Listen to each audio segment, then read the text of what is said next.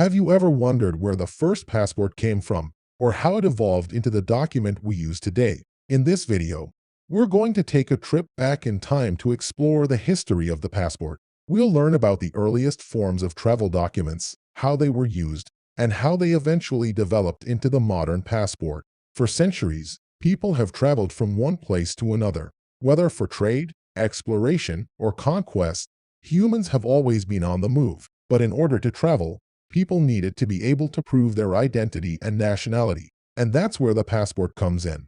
The first passports were simple documents that allowed travelers to cross borders without being harassed or arrested. They were typically issued by kings, queens, or other rulers, and they granted the bearer safe passage through the ruler's territory. Over time, passports became more sophisticated and standardized. They began to include information such as the bearer's name, age, physical description, and nationality, and they were increasingly issued by governments rather than individual rulers. Passports played an important role in the development of global travel and trade. They allowed people to move freely between countries, which helped to spread ideas, cultures, and goods, and they helped to protect travelers from harm. Today, passports are more important than ever before. With the rise of international tourism and business, millions of people travel across borders each year, and passports are essential for proving identity and nationality. Early passport precursors. The earliest known precursor to the modern passport is the salvus conductus,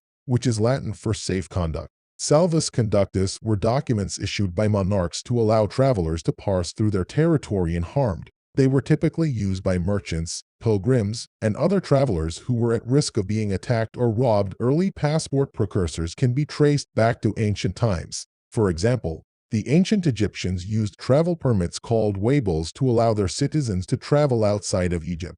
The waybill would typically include the traveler's name, destination, and purpose of travel. The ancient Romans also had a form of travel document called a diploma militaris. This document was granted to Roman soldiers who had completed their service and were discharged. The diploma militaris allowed the soldier to travel freely throughout the Roman Empire and to enjoy certain privileges, such as exemption from taxes. In the Middle Ages, European kings and queens began to issue passports to their subjects. These passports typically granted the bearer safe passage through the ruler's territory and allowed them to request assistance from the ruler's officials. One of the earliest known passports was issued by Edward III of England in 1328. This passport was granted to a merchant named John de Norwich. He was traveling to France on business. The passport stated that the king had taken under his protection and special safeguard John de Norwich and his goods.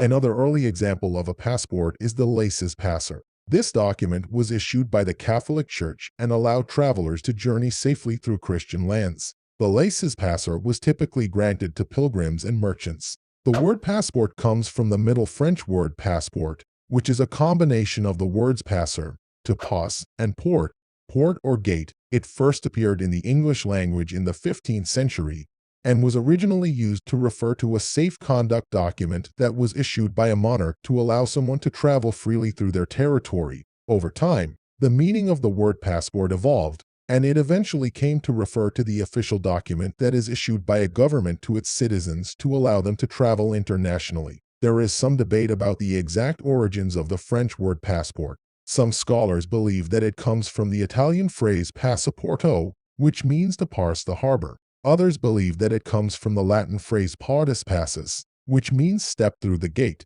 Regardless of its exact origins, the word passport has come to symbolize the freedom to travel internationally. Most asked questions in internet about passport history: how to look like early passports. Early passports varied in appearance, but they generally shared some common features. They were typically handwritten or typewritten documents, and they contained information about the bearer, such as their name, age, physical description, and nationality. Early passports might also include the bearer's occupation, their destination, and the purpose of their travel. Some early passports were simple documents, consisting of a single sheet of paper. Others were more elaborate, consisting of multiple pages bound together in a booklet. Early passports might be decorated with seals, stamps, or other official markings. Examples of early passports: A 15th century English passport was a simple document consisting of a single sheet of paper. It was written in Latin and granted the bearer safe passage through England and France.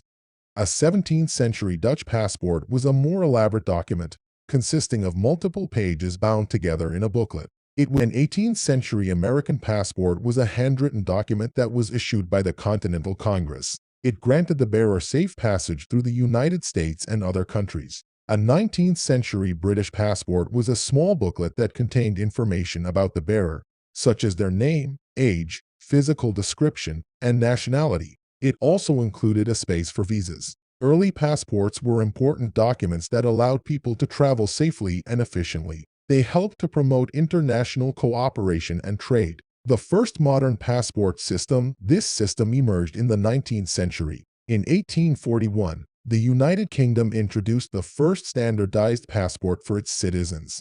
This passport was a small booklet that contained information. The passport included a space for visas, which were required for travel to certain countries. Other countries soon followed suit, and by the end of the 19th century, most countries had adopted some form of passport system. Early passport precursors played an important role in the development of the modern passport system. By providing travelers with a way to prove their identity and nationality, these early travel documents helped to promote safe and efficient travel. The first modern passport is generally considered to be the Old Blue Passport, which was issued by the United States in 1920. The Old Blue Passport was a 32-page booklet that contained information about the bearer. The Old Blue Passport was designed to be a standardized travel document that would be accepted by all countries. It was also designed to be more secure than previous passports, and it included features such as a watermark and a perforated seal. The Old Blue Passport was a major breakthrough in the development of the modern passport system.